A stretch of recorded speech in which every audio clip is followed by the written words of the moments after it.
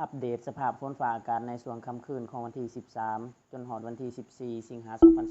2026 มาเบิ่งสภาพฝนฟ้าอากาศในค่ำคืนของวันที่ 13 ฝนจะมีโอกาสตกอยู่ทางภาคกลางหาภาคใต้ ส่วนภาคเหนือนี่จะตกเป็นบางพื้นที่ในระดับคอย ส่วนภาคกลางหาภาคใต้นี่ตกในระดับคอยหาปานกลาง ตกเริ่มตั้งแต่แขวงบริคำไซจนฮอดแขวงอัตตปือ ส่วนวันที่ 14 ในตอนเช้าฝนมีโอกาสตกอยู่แขวงคำมวนสวรรณเขต ตกในระดับคอย ในช่วงเที่ย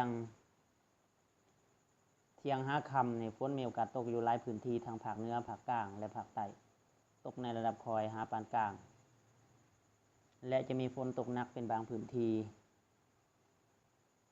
โดยเฉพาะแม่นอยู่ทางภาคกลางหาภาคใต้เช่นว่าแขวงเวียงจันทน์นครหลวงคำมวน